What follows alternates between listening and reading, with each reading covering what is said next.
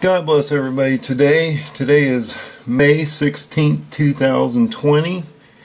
We're going to go back and revisit the 3 woes and 3 trumps and how those 3 additional visions John has when he's taken to heaven affect how we read the 22 chapters of Revelation properly.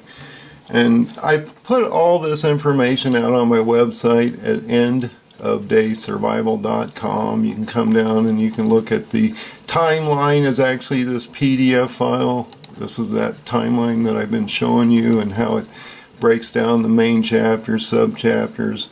Has the text file with all of the 117 steps, and then this bottom section are basically the 22 chapters of Revelation broken down into the main story and then the additional 3 additional visions that John has. And I want to explain the transitions of those 3 additional visions so you can see what I'm talking about there a little better. If you go into the 22 chapters, I've said, and I just did another video about this, you can go out and see that video, that talks about the proper order of how you read this book, this last book in the Bible called Revelation, and how these 22 chapters work together, but there's 14 main chapters and then the 8 sub-chapters below it. Okay, so if you read the book properly, and you can cut these lower chapters out. So if you just read chapter 1 through 6, 8 through 10, 15 and 16, and 20 through 22, it makes a complete story from start to end. But then these additional 3 visions, one of the elect, which is chapter 7, one of the nations, or the judgment against the peoples, which is chapter 11 through 14, and one of the judgment or the destruction of Mystery Babylon, which is 17 through 19. And John has 3 cut scenes here. He has 3 additional visions, either given a scroll, or he's taken out a scene, or God's given him 3 additional visions. And you can see that at the beginning of these chapters, or within the 22 chapters as we work through this. I'll show you these transitions. It's important that we see these things. So then, if we cut these sub-chapters out, you'll notice something really important happens in these 14 upper chapters, these main chapters up here. And that's why this Revelation 8:13 warning is so important, because he tells you as he flies, this angel flies across the sky and says, listen, you need to watch the 3 woes. Well, why should you watch these 3 woes? Because they're attached to the last 3 trumpets. The 5th, the 6th, and the 7th trumpet have an additional woe attached to each of them. So there's an additional judgment going on with what's going on with the trumpets. The same thing is happening with John. He's having a vision, or he's taken to heaven, but then he breaks him off. God breaks him off 3 times and says, listen, you're going to have a vision about a specific prophecy or event that's happening in end days. And that's what I keep saying. If you go to my timeline calendar, which is on that PDF file here, if you go in there and you look at that, you realize I've spliced out these sub-chapters. I did this for a reason, because you don't really need them to read this story properly and make sense of it.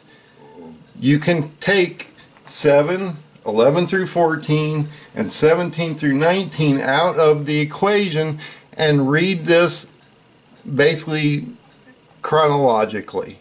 Because if you go through 1 through 6, 8 through 10, 15 through 16, and 20 through 22, as I'm showing you here, you realize that the story completes itself.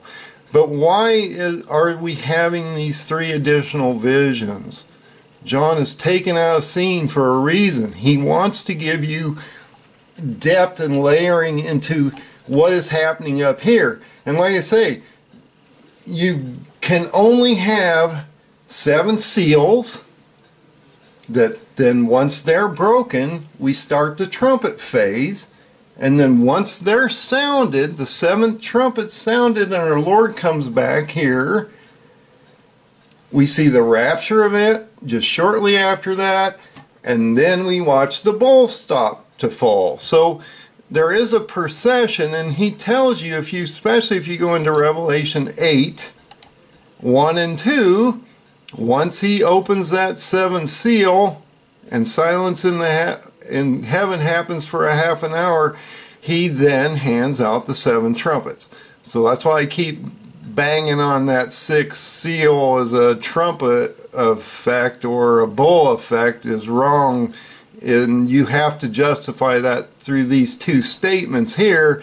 It changes the whole perspective of how you read this book, because then you realize these are not overlapping events. The seven seals happen, then once the seventh seal is broken, he hands out the seven trumpets, and then once he blows that seventh trumpet at the end of 10, or he doesn't blow it at the end of 10, he blows that sixth trumpet, and then, like he said in 10:7, he starts to blow it, but he doesn't.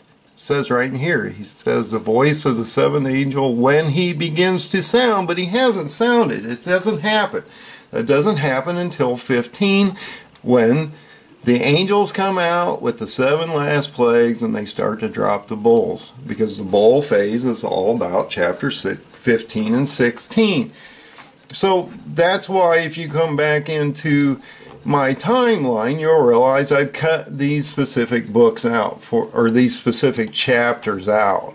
So the prophecy elect is about chapter 7. And so if you go from 6, Revelation 6, 15 and 17, when he's breaking that sixth seal, to 8, 1 and 2, he breaks the seventh seal. So it just continues the story, and yes, all men will feel this sixth seal event, because that is when Gog will be in Jerusalem with the 10 nations and God destroys him. Ezekiel 38:39, that's that seals war that I've been talking about up here.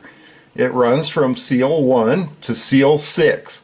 Erdogan is the first horseman. He's the white rider on that white horse, and he will be given that Ottoman crown once Daniel 8 happens and he destroys Iran and the Medes. He will be given that Ottoman crown, and then he will gain those 10 nations, will end up in Israel on this sixth seal, and when that happens, God will destroy them all. He will destroy all 10 nations and kill them and bury them in a grave, and then we will see this trumpet build up to the opening of the pit and the Antichrist rising before the 3.5 years, and then we have abomination. Jesus comes back and rapture.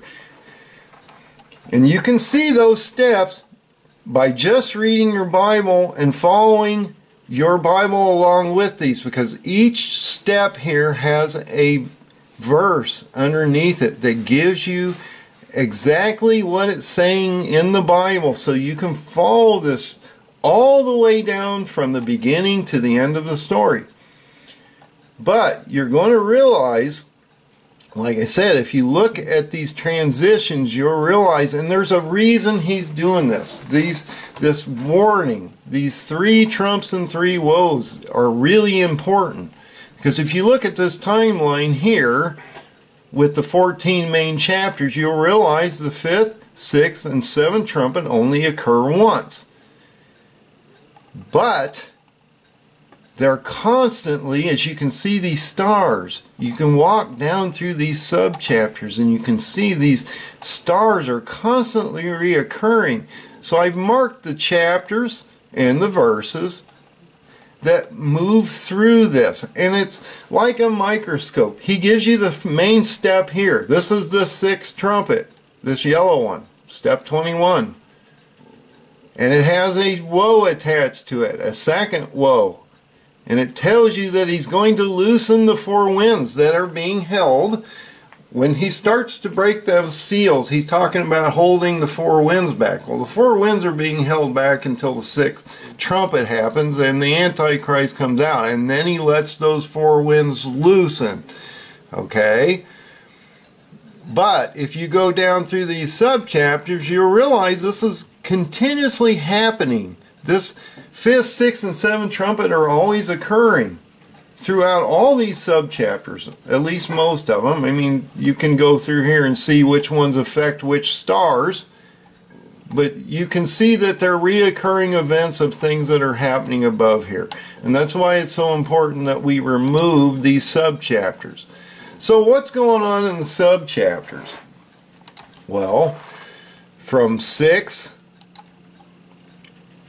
where he starts opening, 6:1, where he starts opening the 7 seals, he goes down through, and on the very end of 6, we breaking that 6th seal, and this wrath of God down here, this is actually the wrath of the Lord, and he is breaking it on Gog up here. This is not the bowls. We are still in the sorrows. You can sort of see that because we're not in the trumpets phase and we're not in the bowl phase. We're in the sorrows or the seals phase. Okay? So we are not, if you go into this calendar, we're still in here. We're at the beginning of the story. We haven't hit the trumpets. We have not hit the bowls, which are way over here. Okay, so we're still in the beginning of the story here. You need to understand where you are in the story. So he's in the seals, he's in the sorrows. Well, at the end of 6, he's broken that 6th seal and he's killed Gog, and all the armies of Gog are on the ground dead, all 10 nations. Well, 7 is the prophecy about the elect. But if you go right to 8, we broke the 7th seal. So you've got to cut that 7th chapter out. And why is that? Because the 7th chapter is all about the elect. Talks about how they're going to get selected. It tells you that the 144,000 of 12 tribes are going to be selected. It walks through the whole lineage of why this is happening and that they're going to go up against Antichrist on the 6th trumpet. After that blows, Antichrist comes out and they're going to go head to head with him. They're going to go into great tribulation. They're going to die for their cause and their testimony to God. And then at the end, if you go to that timeline, they're going to tabernacle with God in step 74. So it goes, this chapter 7 is just about the elect, what they're going through. But why does he do it here? Because right after that, he breaks that 7th seal in 8:1. So you can go from 6, at the end of 6, which is the 6th seal event, to 8:1, and realize that the story just continues. But that 7th seal event is explained in chapter 7. He wants you to understand what the elect are happening, what's going on there. And he tells you in the beginning of 7 and after these things, well, that's a big indication that once the 6th seal happens, he wants to explain something to you. He's breaking you from this scene. He wants to show you what's going to happen to his first line combat warriors. I mean, they're on the ground going direct head to head with Antichrist here. You know, they're his special forces. He wants to explain what's going to happen to these people. And these are the people, a lot of them, that are going to be in the millennial, that are going to be resurrected, because they're going to come out of great tribulation and they're going to be basically, after abomination, being killed off as Antichrist is standing on the top of the throne, indicating that he's God of gods, and that you know, and then it just gets bad after that. You know, he knows his time's really short and he's going to be killing them all. So God wants to explain this to you. But from the end of 6, and that 6th seal event, we go to 8:1, and you have the 7th seal event. Well, the same thing is going to happen between 10 and 15. Okay? Because the prophecy of the nations is between 11, 12, 13, and 14. And all he's doing there is he's making this, it's sort of like a microscope. You know, he's layering this down so you guys can see the individual things that are happening. He wants to give you this main story, but then he wants to break it down so you can see what's going on the ground. He's letting you have clear vision to, you know, to zoom in on what's really happening, how the Antichrist rises, and how Mystery Babylon is built and destroyed, and how the elect are going to come against Antichrist. All these additional visions are happening for a reason, but they're part of the story, but they're not part of the main storyline that he's trying to get across to you. So what happens in the next vision? And we're talking about the vision of the nations here. So John is given a scroll at the end of 10. And so what is happening? So at the end of 6, we see the 6th seal break. At the beginning of 8, we see the 7th seal break. And then, it says in 8, 1, and 2, after the seals are broken, he hands out the trumpets. So we're in the trumpets now. And Michael has come down in 10, we've skipped ahead a little. You can go read about the other trumpets, but we want to explain to you the transitions here. So we're in the 5th trumpet now, because Michael is come down out of heaven, because right now a war is happening in heaven as well as on the ground here. Right now, this very minute. Satan is warring with Michael in heaven, and on the 5th trumpet that pit is going to open up, and Michael is going to expel Satan out of heaven forever. It tells him he loses his seat forever. This one's done. He doesn't get to stand in the court of heaven and go against us and proclaim that we're bad people down here, because he's been proclaiming this forever. He's up in those courts and he's talking bad about us, but that's not going to happen much longer, and he's going to have his own judgment coming down upon him soon.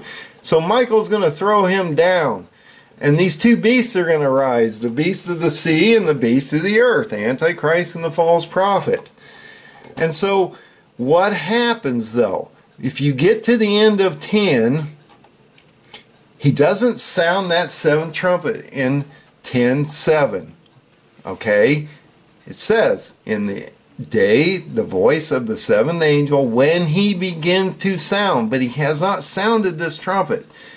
Yes, it does happen in 11 and 12 and all these sub-chapters. You're right. Everybody's going to say, well, when does that 7th trumpet sound? Is it in chapter 11? Is it chapter 12? 14? When's it happen? When's it really happening? I say it happens in 15. The reason I say that is because if you look at the prophecy of the nations and the peoples, that runs from 11, 12, 13, and 14. And they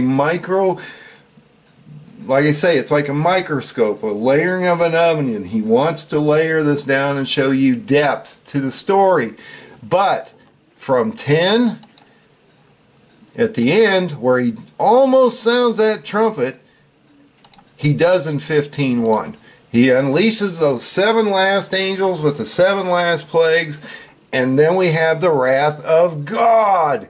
Wow, that's what I've been saying. The wrath of God is only the 7 bowls. So that teaching back here that somehow this 6th seal is the wrath of God and it's in the sorrows and that we're somehow in the bowl phase is just wrong. It doesn't say that here. You're not in tribulation. If you follow this timeline down, you realize that you're way over here at the beginning of the story during the Seals War. You're not over here in trumpets or the bowls. So you've got to look at these chapters and realize what's going on here. So from 10 to 15 is where the 6th trumpet occurs, and then we see that 7th trumpet happen. Okay, so we're in 15, and so 15 is 16 are about the 7 bowls. So you're going to walk through, and he's going to talk about the 7 bowls and the wrath of God and everything. And so we get down to the 6th bowl, and this is important. This is a really cool transition here. Excuse me. So the 5th bowl is poured out on the seat of the beast, which I say is Pergamos, and you can go to the letters of the churches and Revelation at the beginning and see the 7 churches, and that the seat of the beast is Pergamos, Turkey, and I'm going to do another video about that. But I believe the seat of the beast, the 5th bowl judgment, is on the Pergamos, Turkey, which is the seat of the beast. Anyway, he's going to pour this bowl down on Mystery Babylon. Okay, so Mystery Babylon and the prophecy of Mystery Babylon is 17, 18, and 19 chapters, okay, of Revelation. So we're going to look at that right now. So what happens in that 6th seal?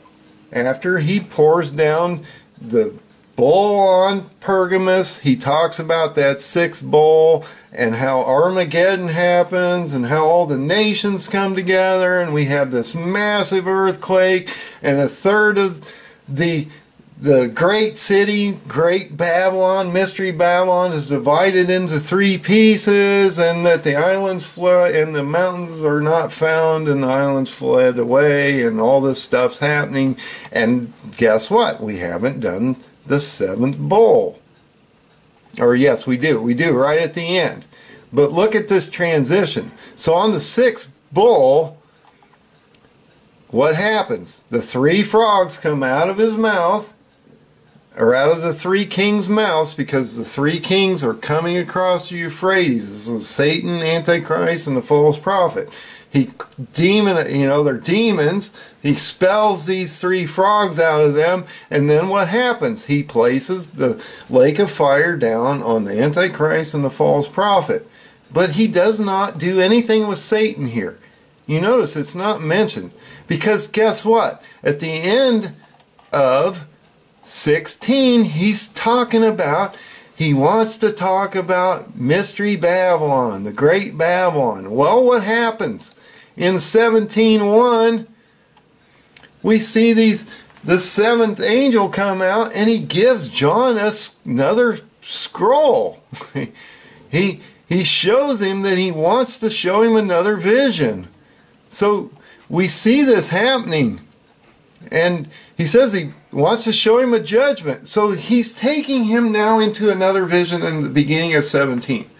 So we can cut that out of this main story up here, because now we're into the Mystery Babylon judgment. And so if you come into here and look at this transition, you'll notice you can go from 1621 to 2021, or excuse me, 21, Revelation 21. I'm sorry, I don't want to say that wrong. And what happens? So at the end of 16, we see the false prophet and Antichrist thrown in the lake of fire, but nothing is done with Satan. Because in 17, 18, and 19, we're going to have a prophecy against Mystery Babylon. But at the very beginning of 20, what does he show you? He's going to bind Satan for 1,000 years, and we're already talked about the false prophet and Antichrist in the lake of fire, and that's what he's explaining to you. Is they're already here, they're tormented already, they're in that lake of fire, and we are binding Satan, and we're going to have that 1,000-year millennial. But you have to look at that transition from 16, where he's having that 6th bowl judgment, and the 2 false prophet and Antichrist is being thrown in the lake of fire. He cleanses the planet. He throws that 7th bowl down, but then right after that in 20, he throws Satan in the bottomless pit. So that it makes the story work, and that's what I'm talking about. You've got to cut these sub-chapters out. And so if you read this properly, chapters of Revelation 1 to 6, 8 to 10, 15 to 16, 20 through 22, and you take out the prophecy of the elect, the prophecy of the nations, which are 11 through 14, and the prophecy of Mystery Babylon, which is 17 through 19 in this calendar of events that I've showed you here, and you can follow along in your Bible, you'll realize that it completes the story. You can start at the beginning of verse 1 in Revelation. If you cut these chapters out and just read this completely down through, and it makes a full story by just reading those main chapters and leaving those sub chapters out. But the reason the sub chapters are here is so that you can then, just like I'm doing here, zoom in on what is going on here. What's happening to the elect? You can see that in 7. You can follow the stars down. You can see where the events are occurring above it. But that 5th, 6th, and 7th trumpet only happened once. And they happen in the main storyline. But then when you come down here, you're going to notice those stars are constantly reoccurring in the prophecy of the elect, in the prophecy of the nations and people, and in the prophecy of Mystery Babylon. So you can go through and you can follow these stars, and then you can walk it right back up and go, wow, I can see depth to that. I can see what's going on during that 6th trumpet phase. Or, wow, let me see what's going on during that 7th trumpet phase. And you can see where all these verses are happening with all these sub-chapters. So you can see depth to the story. And you can also come down into this bottom storyline. Here, let me zoom out real quick. Oh, wrong way. So you can go out to these 22 books or chapters here. These are taken right out of King James Version Bible. This is chapter 1, this is chapter 2, this is chapter 3, down to chapter 6 and 8. This is chapter 7, the prophecy of the elect. This is 11, 12, 14. This is prophecy of the people.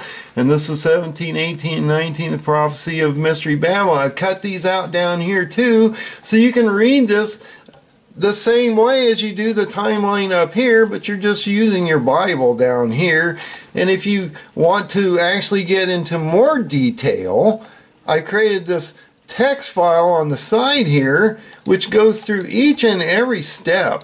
I mean, literally, you can go into depth. It talks about the kingdoms and how they're going to rise, and how Erdogan's going to form the 10 nations that are going to go against Israel, and how Antichrist is going to rise, and how the statue of Nebuchadnezzar's dream affects this all, and how to read. It even has an indication on how to read these 22 chapters properly, and why I think Mystery Babylon is Pergamus, Turkey, and I'm going to do another video about that. But it's important that we can zoom in on how to read this book properly, especially now, especially if you come in here and you realize that right now, if Erdogan broke that 7th seal, and like I say, if you go into this Daniel 8 timeline that I built, Erdogan, if he broke that,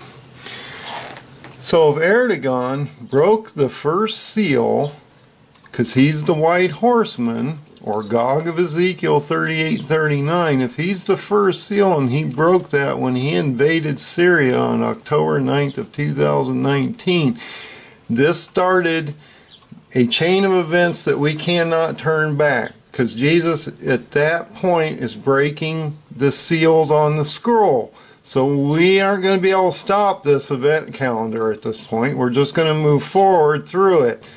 And October 9th is when Erdogan invaded Syria. So I say at that point that started the sorrows and the birth pains, which will run to the signing of the covenant of death, which would then be the demarcation between tribulation and great tribulation, which happens on abomination. So if you look at the sorrows and birth pains, they'll start from the first seal, they'll run to the signing of the covenant of death, or the nation treaty with the nations.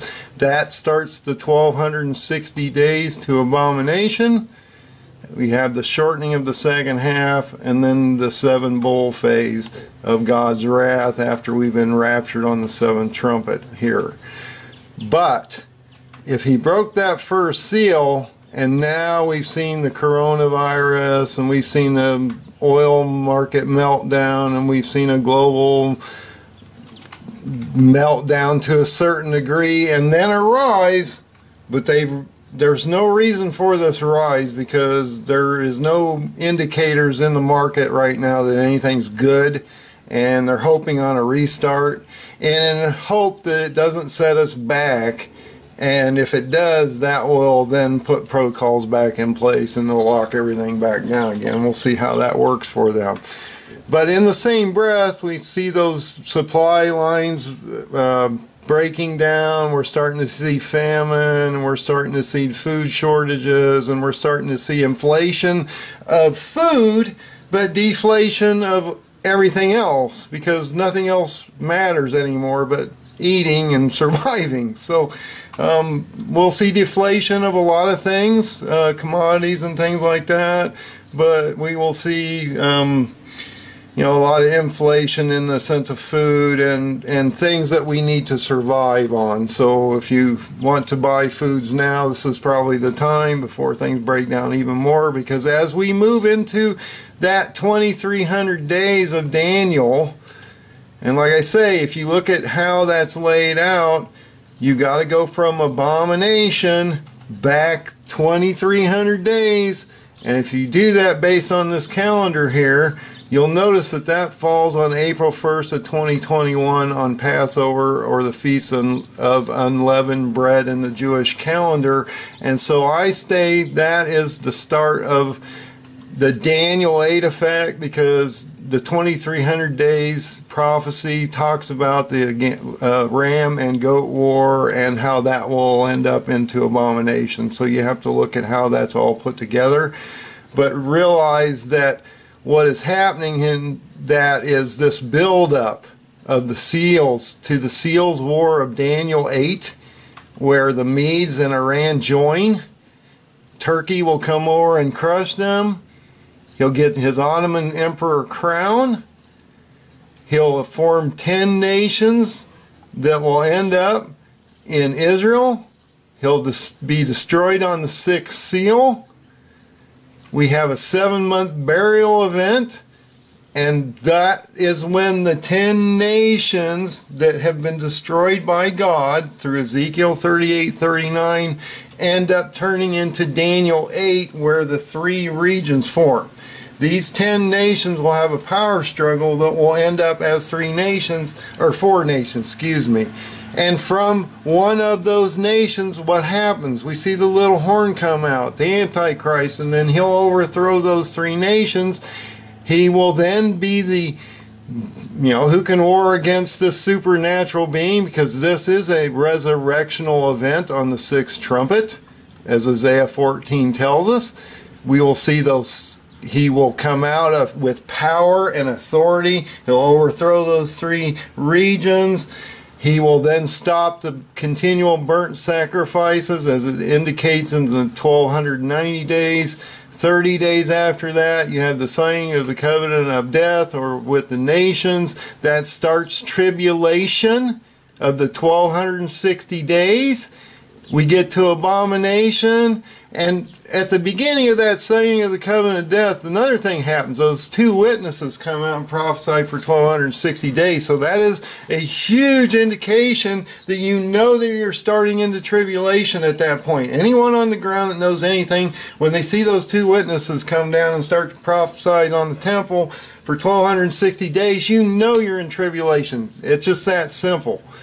But that's going to run for 1260 days. He's going to proclaim himself to be God of gods, and then he overthrows those 2 witnesses, kills them, and then shortens that second half, which I say is 75 days, because you got to look at the 1335 day prophecy or verbiage, and that runs from the signing of the covenant to rapture, okay, or the Feast of Trumpets.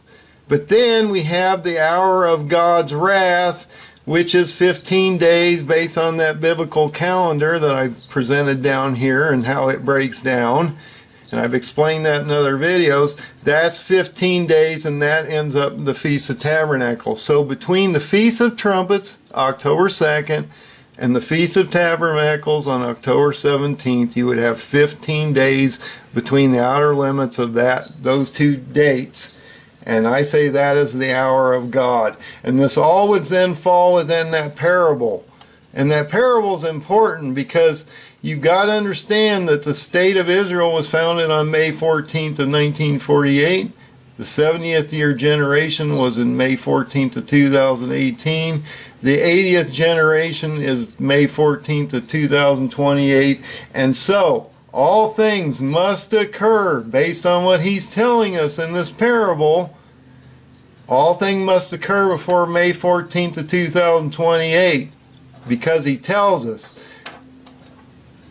it will basically that we will fly away. At the end of Psalm 90:10, it tells us after we see the strong generation, they will not pass before all things happen, and we will fly away, and that is rapture.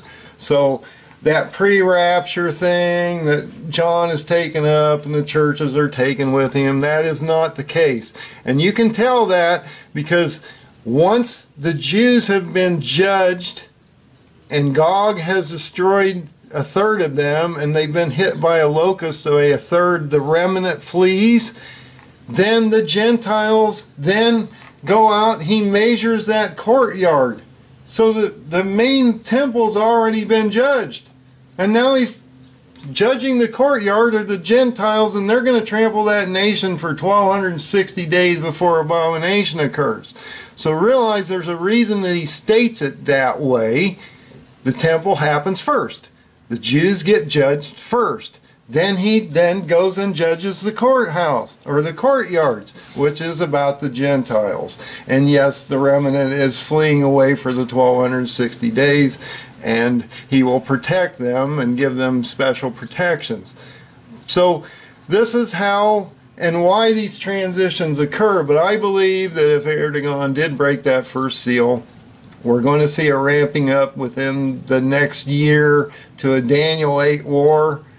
That will then happen, and Iran and the Medes or the Kurds will be destroyed. He'll gain his Ottoman crown, and then we will then start that sixth seal judgment on Gog, his destruction.